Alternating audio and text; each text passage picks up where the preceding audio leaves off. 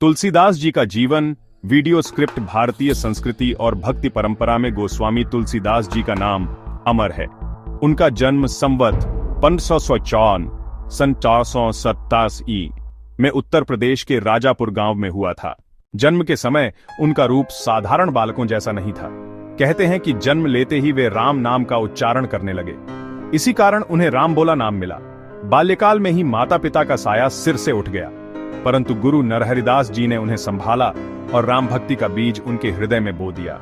गुरु की कृपा और श्री रामचंद्र जी की भक्ति ने उनके जीवन की दिशा बदल दी। युवावस्था में तुलसीदास जी का विवाह रत्नावली नामक कन्या से हुआ। वे पत्नी से अत्यधिक आसक्त हो गए। एक दिन पत्नी ने उन्हें समझाया, यदि तुम्हारा इतना प्रेम मेरे नश्वर शरीर से है, तो यदि तुम भगवान श्री राम से उतना ही प्रेम करते तो तुम्हारा जीवन धन्य हो जाता। रत्नावली के इन वचनों ने तुलसीदास जी का हृदय झकझोर दिया।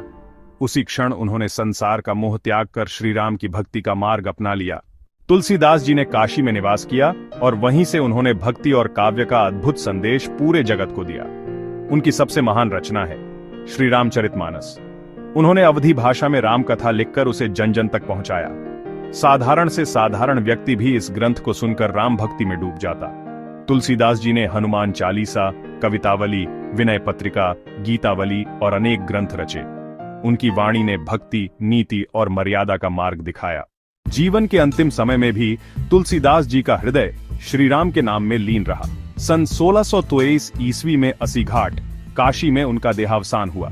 आज भी उनके दोहे, चौपाई और भक्ति गीत लोगों को मार्गदर्शन देते हैं। तुलसीदास जी ने हमें सिखाया कि भक्ति, त्याग और मर्यादा ही जीवन का सच्चा धन है।